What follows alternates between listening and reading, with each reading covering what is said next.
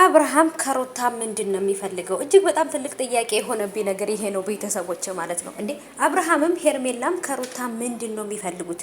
አንድ ጊዜ አርግዘሻል፣ አንድ ጊዜ አላረገሽም፣ አንድ ጊዜ ከህይወታችን ውጪ፣ አንድ ጊዜ ከህይወትሽ ልንወጣ ነው። ምንድነው የምትፈልጉት ከሩታ? እንዴ ሩታን ከፊት ለፊታችሁ ካላያችሁ እናንተ በቃ ቀናችሁ ተባርኮ አይውልም እንዴ? ወይንም ደግሞ በሰላም አትሉም አታድሩም እንዴ ሩታን ካላያችሁ እንዴ? አሰላሙ አለይኩም ወራህመቱላሂ ወበረካቱ። ሰላም ሰላም፣ ውድ የተከበራችሁ የቻናሌ ተከታታዮች፣ እኔ ወዶች እኔ ወርቆች እንዴት ናችሁ? ልኝ ከኔ ጋር ሁሉ ሰላም ነው። ሰላማችሁ ብዝት ትርፍ ይበልልኝ። እጅግ በጣም አስደንጋጭና እንግዲህ አስከፊ ነገር እየተፈጠረ ነው። እሱ ነገር እንግዲህ ምንድነው? አብርሃም ሄርሜላ ማን ሩታ ያረገሽው ልጅ እውነት ነው ውሸት ነው?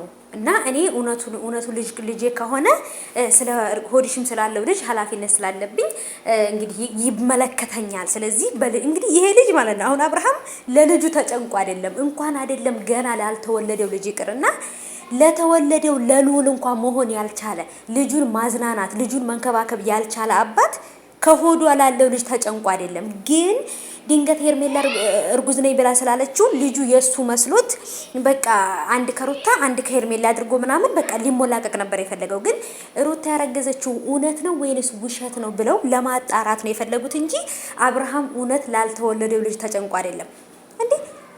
ይሄን ያህል ደደብ እንመስለዋለን እንደ አብርሃም ማለት ነው። እንደ ሩታ እኮ ደደብ አይደለችም። በቃ አይመለከትም ብለዋል። አይደለም ላልተወለደው ለተወለደው ልጅ መሆን ያልቻልክ ድጋሚ ገና ለሚመጣው ይሆናል ብዬ አላስብም። ስለዚህ አንተ አመንክ ካላመንክ የራስህ ጉዳይ ነው ብለዋል። በቃ እኔ እውነቱን ነግሬሃለሁ፣ እርጉዝ እንደሆንኩ ነግሬሃለሁ።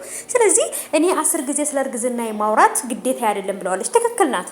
የኔ ቀብራራ የኔ ሞልቃቃ ማለት ነው ሩታዬ፣ የኔ ጀግና ቆራጥ እኮ ናት። እውነት ለመናገር እንደ ሄርሜላ ካንዱ ወንድ እየተከሰከሰች አይደለም ያረገዘችው፣ ከባሏ ነው ያረገዘችው።